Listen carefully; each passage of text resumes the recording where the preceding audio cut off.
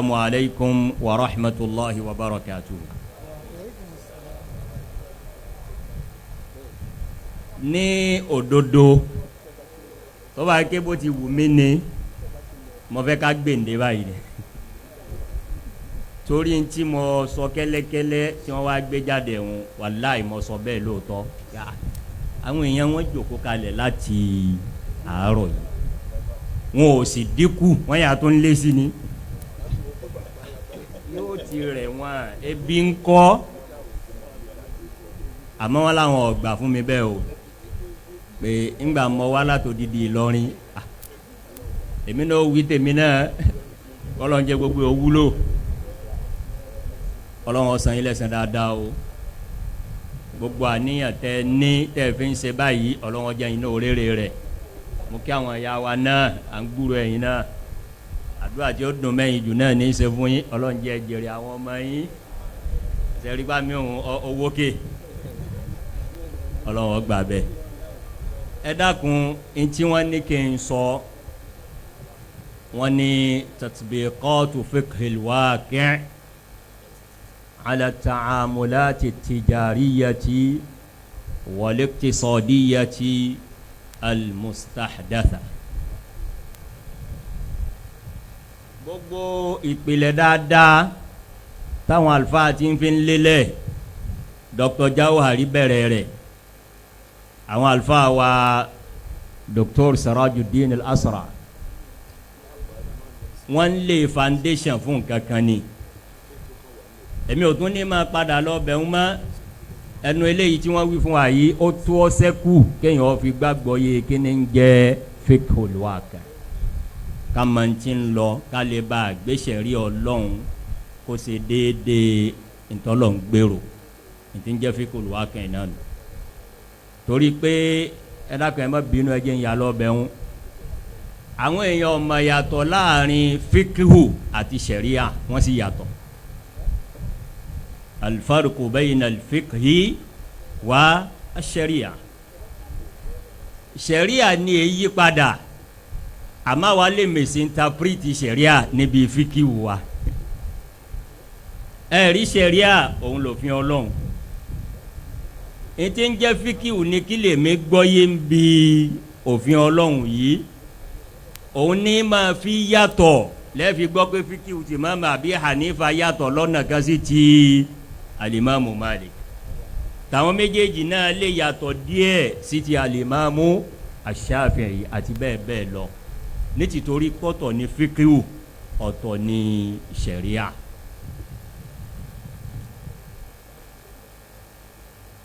àwọn sheikh wa Sheikh Imran bí wọ́n ti máa ṣe nu gẹ́gẹ́ bí ètò tó kún bí wọ́n bá kọ lẹ́tà sí yàn pé ó bá wa sọ̀rọ̀ àwọn èèjì okùn rẹ̀ lẹ̀ fún yàn pé ọmọ fà á lọ́ba òun wọ́n wà á kọ al-anasiru ẹ dákun àṣà dáadáa ni ìpè ẹ dákun o àmọ́ntẹ́yìn nílẹ̀ mi o àmọ́ntá wa fẹ́ kí ẹ sọ ni o wọ́n ṣe bẹ́ẹ̀ fẹ́ mi náà wọ́n tún wá fi kún pé tọ́ àmọ́lẹ́yìn èyí táwa wí yìí wa ma yarahu fadilatukum àbí bẹ́ẹ̀ tí ṣe síyága rẹ̀ lọ́dọọdún lẹ́nu.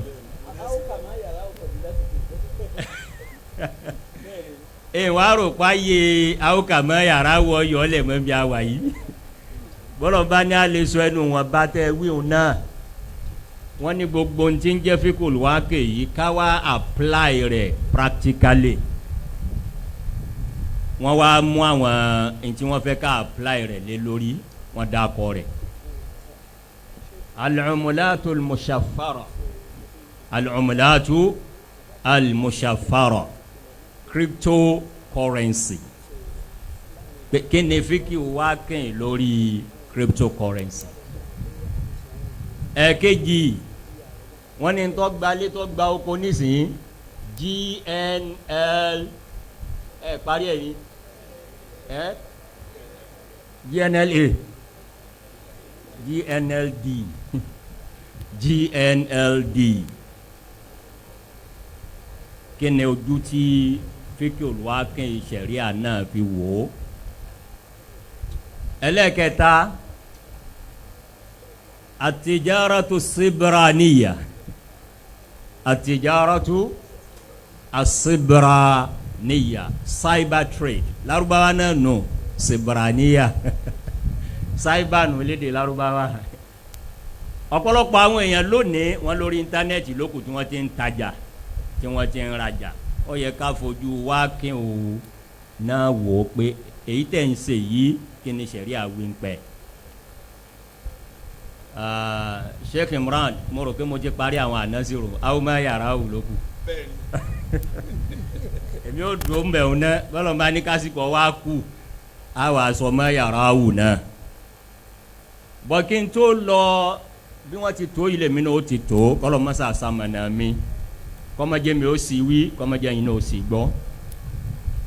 mo fẹ́ pàkíyèsí wá sí nǹkan kan nù tọ́pìkì yìí wọ́n ní at-ta'amulat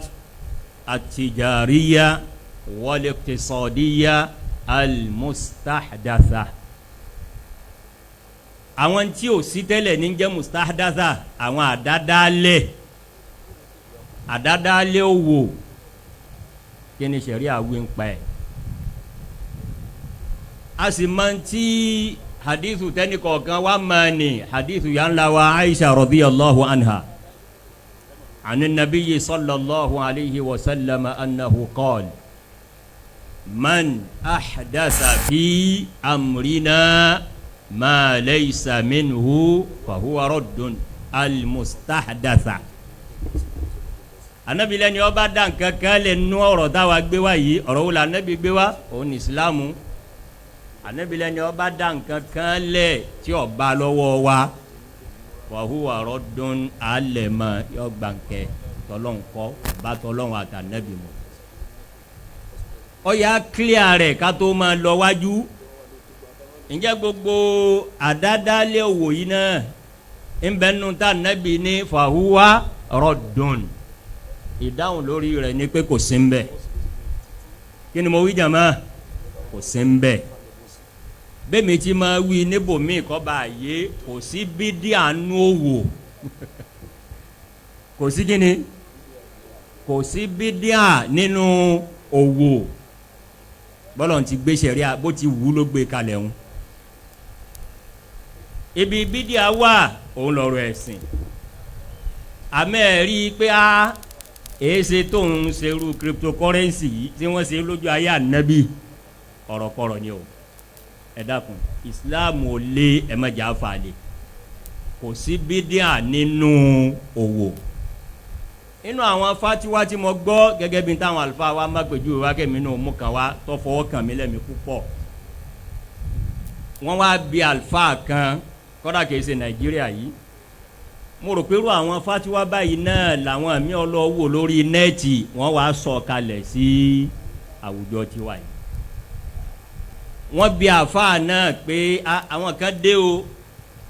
wọ́n ní a máa gba fọ́ọ̀mù mo rò pé bíi cooperative ni wọ́n fẹ́ ṣe àbí nǹkan kan wọ́n wá bi àfáà pé ẹ dákun sí á dá wọn lóhùn ẹ pé kí la fẹ́ dáhùn àfáà ni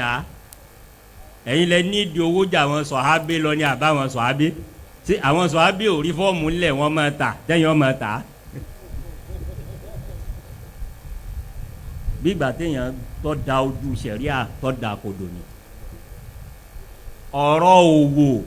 ọ̀rọ̀ títà ọ̀rọ̀ rírà kódà bí wọn ò dẹ́rú ẹ̀ wò rí lójú ayé àwọn sọ̀hábé kọ̀sọ́dé wọ̀ o. ntàfà ni wínú ya wọn máa ń pín fọ́ọ̀mù fún yín wọn làwọn ṣe ẹ̀yin nídìí owó ju àwọn sọ̀hábí ànábì lọ ni táwọn sọ̀hábí ànábì ò fi ṣerú ẹ̀ wàláì kò rí bẹ́ẹ̀ ànábì náà ló sì wí bẹ́ẹ̀ sallallahu alaihi wasallam ànábì sọ ìṣẹ̀lẹ̀ kan ṣẹlẹ̀ ńjọ́ kan ànábì ní antum a'lamu bi umuri duniyakum bí n bá jíṣẹ́ fún yín pé ntọ́lọ̀ ń wí ní pẹ́ ẹ̀sìn ẹ̀ ní choice àfi kẹ́ ẹ ṣe bí mo ti jíṣẹ́ bẹ́ẹ̀ bá fẹ́ jẹ́ ọmọ lẹ́yìn mi. àmẹ́rí tó bá dọ̀rọ̀ bò la tó ìgbésí ayé ọ̀rọ̀ ìgbésí ayé lọ́rọ̀ òwò. Ànábì ní antum a'lamu bi umuri dunyakum kọ́dà lè mọ̀ jọ̀ wọn ànábì lọ sallallahu alayhi wa sallam. èmi náà fẹ́ fẹ́ léyìí kún foundations tí wọ́n ti lé kalẹ̀ káwa bọ́ síbi tatbiqat cryptocurrency òun làwọn àlùfáà ń pè ní al-umlatu al-mushaffara sẹ́rí fíkì olùwákẹ́yìn pa ọ̀rọ̀ cryptocurrency ọ̀nà mẹ́ta ni àmọ́ kan lèmi sábà máa ń rí táwọn èèyàn máa ń polo rẹ̀ púpọ̀ wọn etí ẹ̀ sábà ronú méjì yòókù bẹ́ẹ̀ bẹ́ẹ̀ bá sì sọ̀rọ̀ ìdájọ́ ṣẹ̀ríà ń pa cryptocurrency àbí ká wò lọ́nà mẹ́tẹ̀ẹ̀ta yìí. ọ̀nà alákọ̀ọ́kọ́ òun ni the mining of the cryptocurrency itself. Kí ni mú cryptocurrency wáyé? Òun ni wọ́n ń pè ní mining lédè Lárúbáwá àwọn àpè ní kíni atadin. Gbogbo cryptocurrency lápèjúwe èyí tó gbajúmọ̀ nínú wọn jù ọ̀nà ń pè ní bitcoin. Kò sí bí wọ́n ti ń tẹ bitcoin tábà pé iye báyìí la tẹ̀ lọ́dún yìí iye báyìí la tẹ̀ ní ọdún tí ń bọ̀ kò sí. Wọ́n ti wá gbé process kalẹ̀ tí ẹ máa follow ẹni ọba kọ́ jánà nù yín ní gbogbo ayé ọba wà ní Nàìjíríà ọba wà ní èbó ọba wà ní Lárúbáwá ìwọ́tọ̀ ọba kọ́ jánà ẹ̀bùn rẹ ni pé ó gba bitcoin kan ó tún lékún nù bitcoin tí ń bẹ ní circulation sẹ́rí process yìí ni wọ́n ń pè ní mining ọ̀nà méjì ni wọ́n fi ń ṣe tó sì yẹ kí sẹ̀rí ó dá sí wọ́n ń ṣe mining yìí lọ́nà kan tí wọ́n ń pè ní proof of work bí wọ́n bá kọ́ ẹ̀yin tẹ̀ ń ṣe ẹ̀rí wọn kọ POW proof of work èkejì ni wọ́n ń pè ní ọbẹ̀ ẹ̀jọ POS àmọ́ POS kọ́ o bí wọ́n bá kọ P tiẹ̀ ńláńlá wọ́n wá kọ O kékeré àmọ́ wọn náà máa jẹ́ bí POS that is proof of stake. Ìtumọ̀ proof of work ṣe rọrọ cryptocurrency bí mo ti wí kò síbi kan tí wọ́n ti ń rọ bọ́ bá ṣe pé èèyàn mílíọ̀nù ló ní kìí ṣe kọ̀mpútà lásán ní máa wọ agbo cryptocurrency o iná ti ń jẹ ọbẹ̀ tó gbogbo àdúgbò yìí lò iná tí kéèyàn tó lè produce kọ́yìn ẹyọ kan ó tó ná tí gbogbo àdúgbò yìí ó lò bóyá fọ́sẹ̀ kan ó sì nírò àwọn kọ̀mpútà tó lágbára rẹ̀ àmọ́ àwọn kan ní I'm not sure bóyá wọ́n mine cryptocurrency Nàìjíríà yìí mo doubt ẹ̀ ọ̀nà kejì làwọn ń gbà bá cryptocurrency ṣe ní ọ̀nà mẹ́tẹ̀ẹ̀ta tí mo wí mò ń bọ̀ wá bẹ̀yẹn ṣẹ̀rọ̀nà mining yìí bọ́bá ẹgbẹ́ gbẹ̀rún ni wọ́n kò sí tí wọ́n ń ṣe jù bẹ́ẹ̀ ju pé wọ́n ó gbé àwọn ìṣirò tó lágbàá mathematical equation ọ̀rọ̀ 2+2 3+3 kọ́ o àwọn ìṣirò máàsì tí máa ń lani láàgùn bí àwọn apply algorithm èyí tá a fa wa alkhawarizmi fẹ́ǹtì sorogbẹ́ntì ń kí algorithm lónìí máa dúpẹ́ pé àfa lọ́dàálẹ̀ o kí ló kọ àfa náà alkhawarizmi ibẹ̀ náà wọ́n ti mú algorithm torí àsìkò sẹ́rí gbogbo wọn ẹnìkéyìí sì dúró dira wọn eléyìí tilẹ̀kùn mọ́ yàrá tiẹ̀ ẹlùmọ́rí ń yàrá tiẹ̀ ọ wà lórí kọ̀mpútà tiẹ̀ tó ń wà ń bẹ̀ but gbogbo tó ara bíi ti cryptocurrency tó fi dáa ni pé kò sásìrí ń bẹ̀ láàrin àwọn tí wọ́n jọ ń ṣe yìí kò sí nǹkan kan tẹ́nìkan lè ṣe táwọn yòókù ní mọ̀ òun ni wọ́n fi máa ń pè ní peer to peer wọ́n a máa kọ́ ní P2P àwọn náà lọ ga ara wọn òǹkàlùkù ní central authority kò sí central authority kan bì kan ṣe rí ẹni tó bá wá yá bó bá ṣe ẹgbẹ̀rún bí wọ́n ṣe mílíọ̀nù gbogbo wọn náà ni wọ́n máa gbìyànjú pé bó la ṣe solve equation yìí ẹni àkọ́kọ́ tó bá kọ́ rí solve ó ní bitcoin kan ó ní coin kan jọ òun ni wọ́n ń pè ní proof of work bí ó ṣe ń di pé bitcoin àbí ẹni cryptocurrency bí méjì ó ṣe di mẹ́ta tí mẹ́ta ó di mẹ́rin tí ó dogun tí ó dọ́gbọ̀n kò sọ́nà mi àfi mining àwọn àlùfáà lágbàáyé wọ́n fojú ṣẹ̀ríà wo mining cryptocurrency yìí wọ́n ní òsì láì fi mbẹ́ ní tìtorí pé nǹkan kan bẹ́ẹ̀ nù ṣẹ̀ríà tá à ń pè ní aljuala aljuala àbí aljaala aljuala nù kéwù ni pé bí gbogbo wa ti jókòó yìí Sheikh wa Imran lè kéde pé tọ́ irú kíní tí wọ́n ní kí wọ́n kọ́ tẹ́nìkan kéde nísìnyí ọ̀dà ńgbà tá a rí èèyàn tó ti kọ́ yìí ẹni ọba kọ́kọ́ yọ gba 100,000 naira sọmọ gbogbo àná ládìde sí 100,000 àmọ́ 100,000 ẹyọ kan náà ni o ẹni ọba kọ́ mu wá tó kọ́ submit tiẹ̀ wọ́n kò lò fún níta ń pè ní jùn alánú halal nínú ṣẹ̀ríà kódà àwọn àlùfáà ní aljaala yìí ṣẹ̀ríà rìláksì ìdájọ́ ńláńlá kan tí máa ba gbogbo kọ́ńtrákì jẹ́ ṣẹ̀ríà rìláksì rẹ̀ bọ́bá dọ̀rọ̀ kíni aljaala ṣẹ̀ríà ó fojú fò kíni kan náà algararu uncertainty inú tí máa ba kọ́ńtrákì jẹ́ nínú ṣẹ̀ríà gbogbo owó tó o bá ń ṣe tí uncertainty ambiguity kò yé àmọye rẹ̀ tó bá ti wọ̀ haram àwọn àlùfáà ní tó bá dọ̀rọ̀ jàálà àwùjọ àálà ọ̀rọ̀ gáràrú ò ní apply pẹ̀lú ní tìtorí pé ẹni tí ó sọ fún yàn pé ni ọba ẹjẹ má pèjúwe tí ó fi clear wá nínú tírà ẹnìkan lè pé ẹ̀sìn ìhun sọnù ẹ̀sìn ìhun ṣe kínní ọsọnù ẹni ọba sì rí mú wá o iye báyìí ní fún ẹ̀sìn sọnù bóyá ìṣẹ́rí lòún rò pé ẹ̀sìn wà ẹ̀sìn sì ti dé Kòròdú bóyá ẹ̀sìn ti kọjá Lagos State ó ti bọ́ sílẹ̀ kínní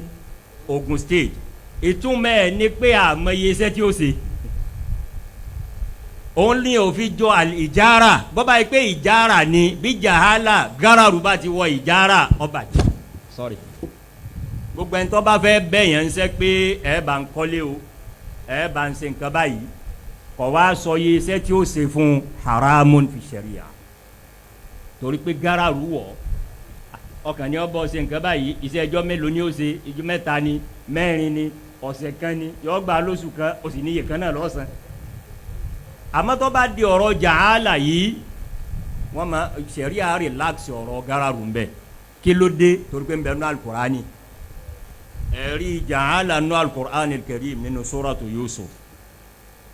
waliman jaa bihi himlu ba'irin wa ana bihi za'im ẹ̀rí jàálà nínú ṣẹ̀ríà láyé anabi Yusufu ìṣẹ̀lẹ̀ tó ṣẹlẹ̀ tẹ́ máa ní nafqidu suwa al-malik àárí abọ́ ìgbà tí wọ́n fi ń wọn nǹkan tọba àárí mọ́ o a sì fi èsì páwọn kan tó wọ̀lú wa yìí bóyá wọn ni wọ́n jìn gbé àmọ́ o ẹ kéde ẹlẹ́ni ọba lè rí mú wá o liman jaa bihi himlu ba'ir a camel load into le kún ẹ̀yìn rànkúnmí kan ló ń jẹ òun ni rewọ́ọ̀dù rẹ̀ sẹ́mi pa àmọ́ tí wọ́n san àmọ́ ǹjẹ́ àmọ́ iye iṣẹ́ tí wọ́n ṣe àmọ́ ẹni ọba mú wa níbo la mọ̀ tí ó ti wá ìjọ mélòó la mọ̀ tí ó fi wá wàhálà mélòó la mọ̀ tí ó ṣe torí náà àwọn àlùfáà ní lórí ìlànà jàhálà kò sí ní tó burú nù proof of work bá a bá fẹ́ fi mine cryptocurrency torí pé n táwọn náà ń wí ni pé this is the mathematical equation ẹni ọba wa kọ́ lè solve ẹ̀ bí wọ́n ti ń ṣe nù bọ́ bá ti solve eléyìí tán wọ́n tún throw mi ẹni ọba tún solve yìí náà ó lè gbà wọ́n lọ́jọ́ méjì ó lè gbà wọ́n lọ́sẹ̀ kan ọlọ́run sì lè bẹ́ẹ̀ lómi ìṣe kó wọn ti rásìrí kan kọ́ mẹ́jù sẹ́jú kan tí ì solve ẹ̀ lọ gbogbo yín wọlé nù jàhálà torí náà àwọn àlùfáà ní kọ́dà àárín tó burú bíi mining cryptocurrency lójú ọ̀nà proof of work èyí táwọn àlùfáà fara mọ́ òní proof of stake torí pé proof of stake yóò ní ìdí kéèyàn ó fowó lẹ̀ ṣe rí proof of work yìí bí wọ́n ti pè é work náà ni ọ̀sà máa ṣiṣẹ́ lọ náà ní bọ́lọ̀ bá ti ní ọjà náà èrè rẹ̀ ní bitcoin kan ṣé ẹ mọ̀ bitcoin kan tí ń wí yìí tọ́lá ìlú mi gbà adúrú wàhálà yìí bitcoin kan wọ́n wà fún yàn lónìí tí ń bá yín sọ̀rọ̀ yìí bitcoin kan ṣe mẹ́ lónìí $42,000 $42,000 ó tún lé díẹ̀ $1,000 lónìí is 1.3 million naira ó wá gba 1.3 million lọ́nà mélòó lọ́nà 42 ẹ̀yin àrólé khawarizmi èló lọ́jẹ́ o kìí sọ̀rọ̀ àwàdà bí wọ́n bá tilẹ̀kùn mẹ́rin tí wọ́n ń ṣe wàhálà wọn máa ń táwọn fẹ́ àchíwò ẹnìkan náà ni ó sì jẹ́ torí náà nù sẹ̀rí àkọ́dà àwọn lẹ́yìn wò burú àmọ́ proof of stake èyàn wo agbo bẹ̀ àfi kó fowó lẹ̀ àwọn àlùfáà lẹ́yìn jọ bí ìgbà téèyàn ń ta tẹ́tẹ́ torí pé mọ̀pẹ́ nìkan náà ni ó padà jẹ́ nínú gbogbo yín èyàn méje jẹ wọ́n èyí rìwọ́ọ̀dù èyàn méjì pẹ̀lú bitcoin kan nígbà kan bí wọ́n bá yà tó bẹ̀rẹ̀ prósẹ̀sì míì ló kù torí náà oríṣi ọ̀nà kan nù nípa ọ̀rọ̀ cryptocurrency ọ̀nà kejì òun lè yí táwa mọ̀ Nàìjíríà yìí òun ni tadawulul umulat al-mushaffara kama wa ta cryptocurrency kama ra cryptocurrency ó dá mi lójú pé bẹ́ a bá kó 100 èèyàn kalẹ̀ Nàìjíríà tí wọ́n ń dá sí ọ̀rọ̀ cryptocurrency bóyá 99 àbí 95 kí n má bù púpọ̀ nínú wọn trading yìí nìkan làwọn mọ̀ wọn mọ̀ mining process àmọ́ gbogbo ẹ̀ làwọn àlùfáà dá sí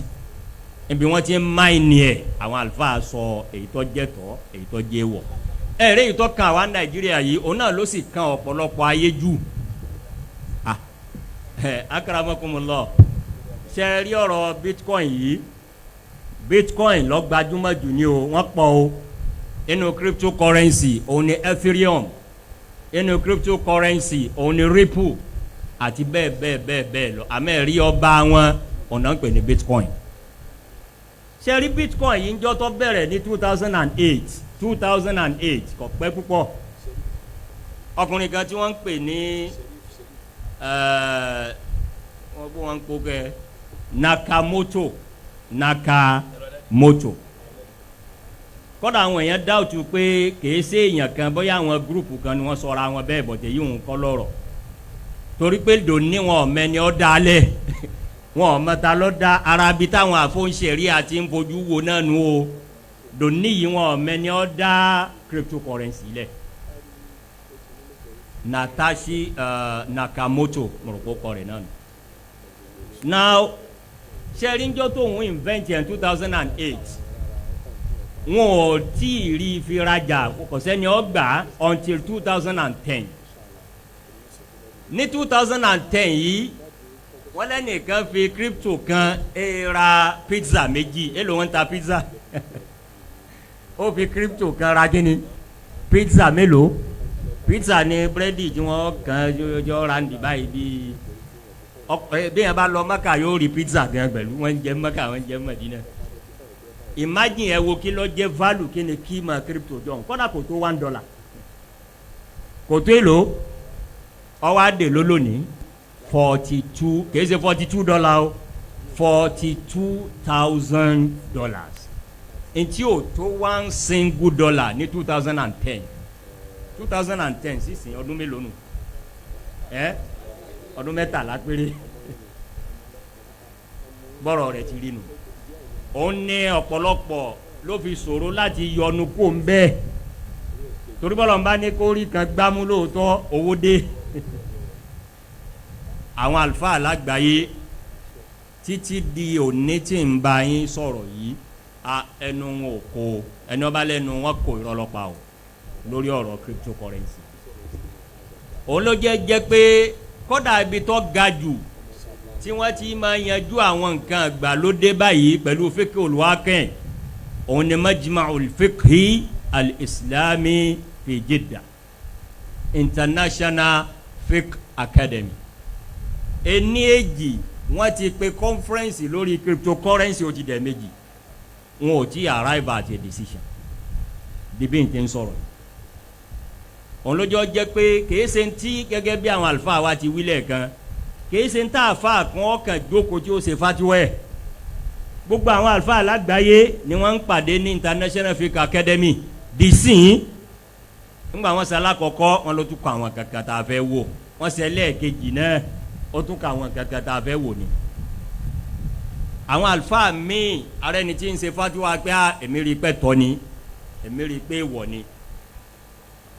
but ní ìtọ́hàn sí mi gẹ́gẹ́ bí ọmọ kéwúté mi jẹ́ ó ṣòro púpọ̀ ká tó pé káwọn èèyàn máa ta crypto wọ́n máa rà pé haramu ó ṣòro àwọn àlùfáà tí wọ́n ní halali ní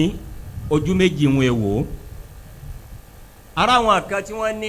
cryptocurrency currency lòun náà bíi dọ́là bíi pound sterling bíi riali bíi náírà bíi sefa ebo ní ti currency gbọ́dọ̀ nílá tá a fi gbà pọ̀ wọlé bí crypto yìí náà bá ti nílá kí n wàhálà nu sẹ̀ríà bẹ́ẹ̀ nǹkan mẹ́ta ni wọ́n wò lára gbogbo currency kí wọ́n tó pé nǹkan kan di owó tá a máa ná tá a mú lọ ọjà tí wọ́n gbà tá a tajà fún yàn nǹkan mẹ́ta ni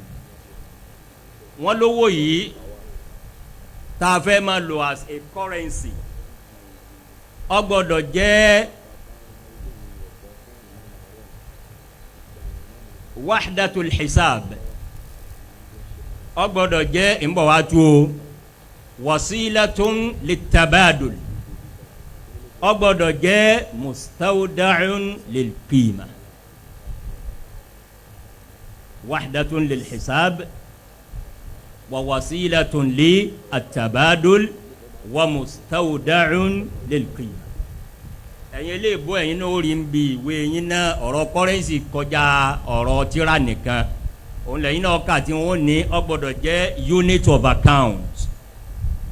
means of exchange and store of value.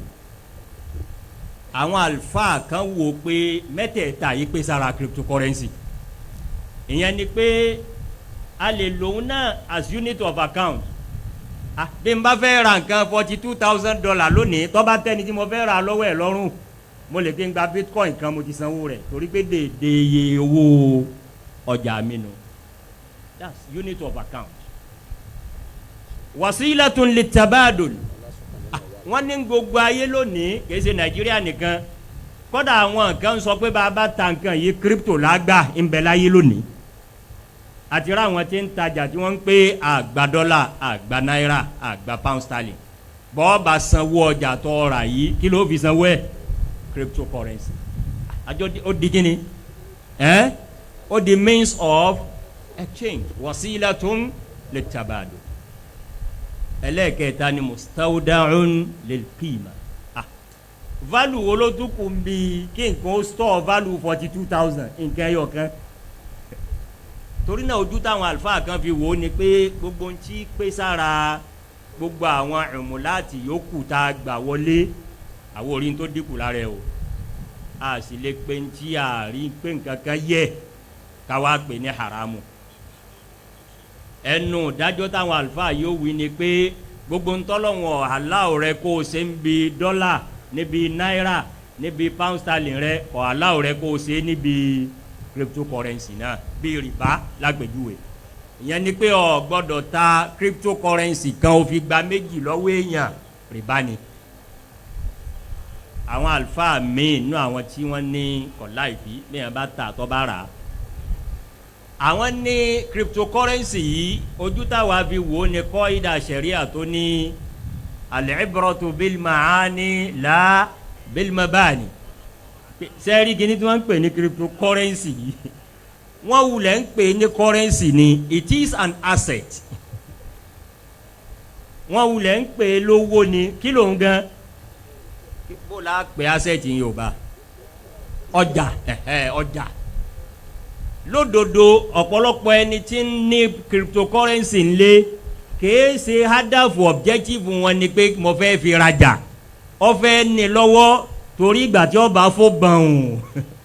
irú ńgbà tí ó tó $1 tó di kíni 42,000 yìí kó wọn wá gbé jáde bí ọjà pé tani ó rà. àwọn onímọ̀ tó fojú báyìí wò ó wọ́n ní ìdájọ́ àṣẹlẹ̀ asẹ́ẹ̀tì náà là á lò fáwọn náà. kí làwọn ìdájọ́ asẹ́ẹ̀tì òun ni pé la tabi' ma laysa indaka èyí tó bá ti ní o má ti ṣe kíni má ti tà àti bẹ́ẹ̀ bẹ́ẹ̀ lọ. àmọ́ wo orin tó burú ń bẹ̀ torí pé àwọn ní kí ewúlẹ̀ tiẹ̀ ṣe kọ́rẹ́nsì wọ́n wulẹ̀ ń pè ní kọ́rẹ́nsì ní asẹ́ẹ̀tì ni. sẹ̀ríà sì ní ọ̀rọ̀ téèyàn bá sọ jáde lẹ́nu ká wò ìtumọ̀ àti implication tí ń ṣe òun ni sẹ̀ríà ò lò. ní kúkúrú àwọn àlùfáà tó ní kéèyàn ta kọ́ra ọ̀la ìfí bí àwọn gbẹ́sẹ̀ lẹ́nu. àwọn àlùfáà tó ní ọ̀dàǹkọ́ kẹrin lágbàáyé àwọn àlùfáà náà ń bẹ lórí pé haramu ni o kéèyàn ta crypto àbí kọ́ra crypto. àwọn mú bí ìdí mẹ́rin àbí márùn wá kí n summarize ẹ̀. àkọ́kọ́ ni wọ́n ní cryptocurrency yẹ bí wọ́n pé ta lórí rí kò sẹ́nìkan tó rí rí kò síbi kan tí wọ́n ti fi àti bitcoin ni àti ripple ni àtòmíì ni tí wọ́n pé òun ní ta fẹ́ tà ní. wọ́n ní kò ní intrinsic value kò sí value kankan fún un. ó yàtọ̀ fún bíi gold ó yàtọ̀ fún bíi silver táwọn wọ́n pilẹ̀ ní kíni wọ́n pilẹ̀ ní kíma kọ́dà bẹ́ẹ̀ yẹn ò tí ì tà wọ́n ọmọ fóun ní nǹkan lé. àmẹ́lẹ́ yìí kọ́dà kò sí lórí pépà orí nẹ́ẹ̀tì náà ní crypto wà kò jáde rí. gbogbo 42,000 tí mo wí yìí àfijọ́ tó o bá tà á tí wọ́n wá convert ẹ̀ fún ọ sí owó tó o gbà lóòótọ́ orówó ò lè rí crypto fún rẹ̀. ìdí àkọ́kọ́ nu táwọn fi ní kò dájú pé sẹ̀rí ọ faramẹ́rù owó báyìí. ẹlẹ́ẹ̀kejì wọ́n ní njọ́ tí aláyé ti dáyé tá a ti ń stọ́dì owó bẹ̀rẹ̀ látòrò jẹ́ ayé anabuwa Muhammad sallallahu alaihi wa sallam wọ́n ná goldi wọ́n ná silver ńgbọ́ ya àwọn kan ná owó pépà yìí là ń pè ní fiat money èyí táwa náà ná lónìí. wọ́n láwọn ò rí volatility irú èyí tí ń bẹ ní crypto yìí rí tọ́gba ìfura káàfọ́ ń ṣe rí òfura ìyẹn ni pé kó wọ́n máa fò bọ̀n sẹ́rí bí tí ń fò lókè ń bẹ́ẹ̀ náà ni ọjà wálẹ̀ o 42,000 tí mo wí lónìí ló gbọ́ ọlọ́run ilẹ̀ lè má lọ́la kó di 1,000 o ìwọ náà imagine kéèyàn kan sùn kó jí kí 1.3 million lọ́nà 42 kọ́mọ wàá kùjú kí ni 1.3 million lọ and it's very possible kí owó cryptocurrency yọ gbogbo ìgbà tí n bá fẹ́ sọ̀rọ̀ cryptocurrency mo máa make sure pé mi náà wà current. ní March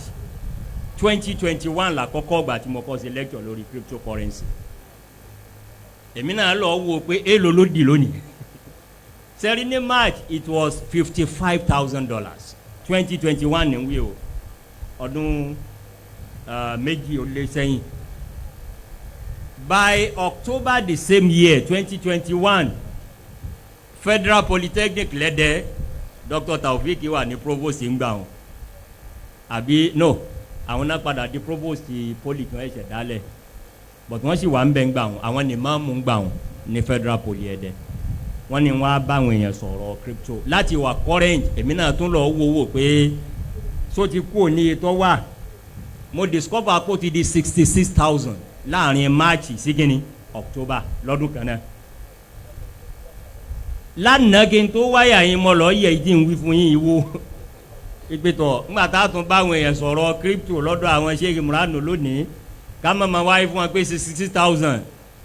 42,000 lé díẹ̀ òní crypto lánàá èmi ò mọ́tò ní òyìn wo lónìí o ṣàmùpá tààrọ̀ láti jókòó yá yìí àmọ́ reality ni pé ó wà highly volatile ó lè lọ bàn òun ó lè já wálẹ̀ kó tún lo òkè ìdínú táwọn àlùfáà kan fi ní aburú kan bẹ ní kíní àwọn kan bẹ níbi aburú yìí nítorí complicate ẹ̀ ní pẹ́ nìkan ọ̀mọ̀ wọn dòní ẹnìkan ọ̀mẹ́ni tó dá cryptocurrency lẹ̀ dòní ó ti kú ni o ńbẹ́láyé ni o èèyàn kan ni o gúrúùpù èèyàn ni wọ́n o ẹnìkan ọmọ dòní ọmọ ìlú wo ẹni tí a ti ẹ̀ mọ̀ láàmú ọmọ ìlú dín sí.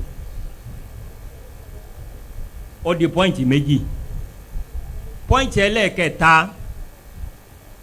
òun ni wọ́n ní àwọn tún rí i pé ọ̀pọ̀lọpọ̀ àwọn aláburú láyé lónìí nígbà tíjọba ti dènà gbogbo so transfer owó gbogbo owó tí ọba mọ̀ ṣe transfer lọ́nà báńkì mọ́ ara ntí ọlọ́run ní kíjọba àgbáyé orí ṣe lónìí báwọn èèyàn bá yà kó sínú Ghana must go lókù gbogbo owó bí Central Bank Nàìjíríà bá fẹ́ máa tọrọ àti kọ́bọ̀ tó ná 10 years ago wọ́n print ẹ̀ jáde fún ọ lónìí pé ìjọba yìí ọ̀sán 10,000 bẹ́ẹ̀ ni kí lọ rà lọ́wọ́ ẹ̀ ẹni yìí transfer 10 million kí lẹ tà wàláì 10 years ago more than that technology ti advance débẹ̀ láti lè avoid ẹni tó mọ̀ kówó wọn ọ̀ mọ́ tí 10 million kan wà káǹtì 50 million kan wà káǹtì lódodo ọ̀rọ̀ wọ́n rí bí sásì cryptocurrency kò sẹ́ni tí ń monitor cryptocurrency kò sí central bank ọ̀hún tí ń monitor rẹ̀ àwọn náà lọ ga ara wọn lórí nẹ́ẹ̀tì ìdí mélòó ó di mélòó ó di mẹ́ta ẹjẹ́ ń sọ yọ kan sí àwọn àlùfáà yìí ní gbogbo currency yòókù tá a mọ̀ kọ́dà ń gbà lójú ayé ànábì sallallahu alaihi wasallam abẹ́rẹ́ wọn lókun dì í abẹ́rẹ́ wọn ní kíni amẹ́ni tí ń rọ wọn jáde kọ́dà ń gbà tí wọ́n ń rọ owó góòlù wọ́n mọ ìjọba ní sábà máa ń rọ owó kọ́dà ń gbà tó dáyé fiat money yìí náà ṣé ẹnìkan ní kàn ń pé ẹ máa ná náírà ìjọba Nàìjíríà ló ní a máa ná náírà ìjọba Saudi ló ní wọ́n máa ná ríálì wọ́n sì níbi wọ́n ti ń pàdé tí wọ́n mọ iye tó ń kálukú ní kò pọ́síbù kí ìlú kan kàn máa tẹ owó wọn pè pé o ti ń kọjá ààyè rẹ̀ cryptocurrency yìí wọ́n ní ọ̀làlà àmọ́ta ní ń rọ àwọn wo ní ń bẹ́ ń díẹ̀ àwọn ìdí mẹ́rẹ̀ẹ̀rin yìí làwọn àlùfáà tí wọ́n ní a haramu ni bó bá jẹ́ pé nítorí àwọn nǹkan mẹ́rẹ̀ẹ̀rin yìí bọ́sẹ̀ rí lórí ọ̀rọ̀ bọ́rọ̀ bá dọ̀rọ̀ fikul muamalat ọ̀rọ̀ owó bí mo ti wí lẹ́ẹ̀kan benchmark tá a máa lò ó yàtọ̀ fún èyí tá a máa lò ń bí ẹ̀sìn sẹ́rí bí ọ̀rọ̀ ẹ̀sìn bí ìrújú díẹ̀ bá ti wọ̀ ọ́ àbá àti ẹ̀ ntí tẹ̀ ń jẹ́sìn ni pé o gbọ́dọ̀ débẹ̀ títí tó fi rẹ́rìí pé débẹ̀ opposite lọ́lọ́run wá ṣe bọ́rọ̀ bá dọ̀rọ̀ òwò kí lọ opposite rẹ̀ ni pé máa ṣe lọ ó dijọ́ tó ọba tó rẹ́rìí pé má ṣe òun làwọn àlùfáà fi máa wà careful kí wọ́n tó declare pọ́nú òwò kan di haramu torí àwọn náà fẹ́ rojọ́ lọ́dọ̀ Ọlọ́run sẹ́rí gbogbo nǹkan mẹ́rẹ̀ẹ̀rin tí wọ́n kà kalẹ̀ yìí lódodo ó fúyẹ́ ìdí sì ní àkọ́kọ́ wọ́n ní crypto ní intrinsic value ẹ béèrè pé náírà tá a mú lọ́wọ́ nìna kí ni value rẹ̀ intrinsically nothing paper lásán ni dọ́là ń paper lásán ni ríálì paper lásán ni kí ló sọ ọ́ di ntẹ́mi rẹ̀ ń gbà òun ni wọ́n ń pè ní full faith and credit of Federal Government of Nigeria àbí full faith and credit of Kingdom of Saudi Arabia otherwise àwọn náà ní kíma kankan as a paper àmọ́ ń táwọn fi yàtọ̀ ni pé ìjọba tó gbé jáde fọkàn rẹ̀ balẹ̀ ipe iye tí mo kọ sí yìí 1,000 tí mo ní wọn tẹ̀ sórí 1,000 naira ìfọkàn rẹ̀ balẹ̀ o ní 1,000 lọ́dọ̀ mi gbogbo ọjọ́ tó o bá fẹ́ ná a fún ọ òun náà ní value bẹ́ẹ̀ ni gbogbo ayé òun náà ṣe ń pè ní fiat money bọ́ba ẹ pé torí yìí nìkan la fi fẹ́ wọ́gilé cryptocurrency àwọn afa lówó tẹ́ wọ́gilé ọkọ̀ o torí pé yàtọ̀ fowó gold tí wọ́n ná lójú ayé ànábì àti silver sallallahu alayhi wa sallam àwọn yẹn ní kíma zàtíyà wọ́n ní intrinsic value but láti gbà tí èbó ti ronú fi art money kò sí value mọ́. ẹ̀kejì high volatility òdodo ni kéèyàn ní 1000 ó lè di 42 ó tún padà di 1 kọ́dọ̀ ó sì lè má sí mọ́ ó lè tán yányán everything lọ possible ní alamu crypto but àwọn àfáà léyìn náà ò ṣe gbẹ́sẹ̀ lé o lóhùn nìkan o wọ́n má pèjúwe wá àwọn owó kan bẹ tó lágbára 20-30 years ago bí irú owó Iraki nínú currency tó lágbára ní gbogbo 1990s 1980s òun ni currency ilẹ̀ Iraki tí ń bẹ̀lẹ́gbẹ̀ Kuwait bí currency Kuwait ti strong yìí náà Iraki náà súnmọ́ bẹ̀ ń gbà but gbogbo ìdààmú tí ó bá ilẹ̀ Iraki láti gbà ń dò ní bẹ́yàn bá ra kíní yìí lówó Iraki bóyá yóò fà kójú o owó Iraki nìkan kọ́ the same thing ló ṣẹlẹ̀ sílùú tá à ń pè ní Lebanon lónìí currency tí wọ́n náà ń lose value tó pé difference yẹn pọ̀ bá a bá wá ń sọ gbogbo àwọn yìí o kọ́sìn mi kan mo rò kọ́ lọ ìmọ̀ tó rìn lọ ọ̀nà zonga sẹ́mi báwa láwọn zonga farmers ní Kwara àwọn Zimbabwe wọ́n wá mú ní dọ́là Zimbabwe mo rò pé $10 bí nǹkan ni wọ́n kọ sórí ẹ̀ ìwọ̀n tọ́jú rẹ̀ títí dijọ́ tó fi rí mi pé tọ́ mo rò pé wọ́n lọ́ọ́ bá ń sẹ́wó yìí àyè ṣe èmi sẹ́wó àwọn ni mo pọ̀ mọ́ wọ́n mọ́ travel àwọn èbó kan ló bùn mí ní owó yìí mo wá gbà lọ́wọ́ rẹ̀ mo wá bú ẹ̀rí mo ní sórí $10 wọ́n mú lọ́wọ́ yìí kọ́dà kò tó ìpín ni wọ́n bá ipá yé tá a ná ìpín ni $10 sí Zimbabwe kọ́dà $100 sí Zimbabwe bóyá lọ́wọ́ ìpín ní Nàìjíríà yes àwọn náà sì jìgbà kan táwọn náà ní kíni wọ́n ní value torí náà ká wo pé bóyá value owó lè wálẹ̀ dò ó lè lo òkè báwọn àwọn àlùfáà lẹ́yìn nìkan ò tó o láti gbẹ́sẹ̀ lé pé bàbá rẹ̀ rí mi o ká torí ẹ̀ pé cryptocurrency ọ̀dà ẹlẹ́ẹ̀kẹta wọ́n ń lo cryptocurrency fún crime àwọn àfáà ni wọ́n ń lo fiat money náà ebe mọ̀ pé wọ́n ń pe kíní kan ní money laundering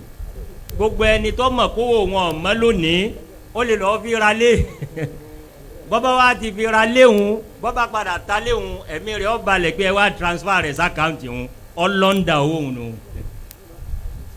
the truth of the matter ni pé èyí hùn náà lẹ àwọn àlùfẹ́ gbẹ́sẹ̀ lé ń tọ́ lẹ bọ́bá ìpẹ́ nu pé wọ́n ń lo cryptocurrency fún crime nìkan ni wọ́n lè yùn nù. the last one òun ni pé kò síjọba kan tí ń rọ àwọn kan náà àmọ́ wọn àwọn ni wọ́n kàn lọ́ọ́ ni wọ́n ń rọ lórí nẹ́ẹ̀tì náà àwọn àlùfáà ní kò dáa tó lóòótọ́ àmọ́ kò sí nù májẹ̀mú owó nù sẹ̀ríà kò sì pé ìjọba ní ń rọ wọ́n ní bá a ti jókòó yìí bá a ti wà ní Daaru Naim yìí bọ́ bá dọdún tí ń bọ̀ Sheikh Imran lè ṣe kọ́rẹ́nsì tá a kàn ná ní níbo ní kọ́nfẹ́rẹ́nsì Daaru Naim bọ́ bá sì ti jáde kó ń géèjì ẹnìkan ò ní gbà lọ́wọ́ rẹ mọ́ bí gbogbo àwa táwa conference bá sì ti gbà bẹ́ẹ̀ bá a láì fi nínú sẹ̀ríà kò sí láì fi pétọ́ ẹ̀dàkùn ẹni ọba wá Daaru Naim lọ́dún yìí o náírà rẹ ọkọ̀ọ̀kọ̀ sẹ̀ sówó Daaru Naim torí pé àwọn tí wọ́n tajà Daaru Naim ò ní gba owó mi ọ wọlé nínú sẹ̀ríà wàláhì ọ wọlé kò sí nínú ṣurutu umla nínú sẹ̀ríà péjọba lọ́gbọ́dọ̀ iṣu ẹ̀ tọ́ tẹ bá gbọ́ pé àwọn àlùfáà lágbàáyé jòkó lákọ̀ọ́kọ́ wọ́n jòkó ní kíni lẹ́ẹ̀kejì ntí òjé wọn rọ́nà lọ ní o wàláì ibi tí wọ́n wá máa darí ẹ̀ sí tẹ́lẹ̀ òun ni pé qaida kan benu sharia kini qaida náà ni pé hukmul hakimi yarfa'ul khilaf hukmul hakimi yarfa'u al khilaf ìṣẹ́jú mélòó ló kù. ó ti tán pátápátá. subhanallah lórí crypto nìkan ọ̀dà bàbá tiẹ̀ ní débi omi ẹ̀já yanjú eléyìí ẹ̀dá kan kọ́mọ àdì pé adarújú lẹ̀ fáwọn èèyàn. a dà ètò fún wọn padà. naam. ètò fún wọn tẹ́lẹ̀ a dà padà ní o. ọ̀dà ẹ ṣeun mo dúpẹ́. ẹ ṣe fún azra òtún. mo ní táwọn àlùfáà máa wí ni pé bọ́rọ̀ bá di báyìí tààrà àwọn àlùfáà tí ọ̀rọ̀ wọn pé méjì wọ́n wá níbẹ̀ bá ní aláṣẹ lu tìyín bọ́ bá ti mú kàn bẹ́ẹ̀ kò sí kìláàfù máa ń lu tìyín o òun lọ́jọ́ jẹ́ pé lónìí àwọn ìlú kan ń bẹ lágbàáyé táwọn ti declare pé àwọn gba cryptocurrency lu wa ọ̀rọ̀ halali àbí haramu ó ti yanjú bẹ̀ wọ́n haramu ni ní ìlú yẹn torí pé kọ́ ìdánù sẹ̀ríà ni pé bí kìláàfù bá wà nínú masala ìṣèhàdíyà alhakimu ọba ìlú àbólórí ìlú wa ní èyí ló tẹ̀mí lọ́rùn nínú méjèèjì fa inna qawlahu yarfa'ul khilaf sẹ́rí bí títí nàìjíríà ti wá complex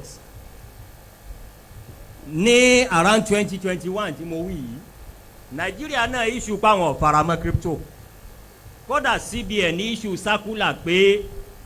báńkì tó bá dánwò tó bá bẹ́ nìkan open àkáǹtì kóun fẹ́ máa trading cryptocurrency ó lu òfin ìjọba yes but fortunately or unfortunately lẹ́nu ìgbà tí ìjọba mi dé yìí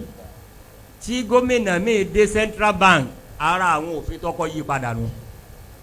lónìí nàìjíríà CBN ti lift a ban on trading in cryptocurrency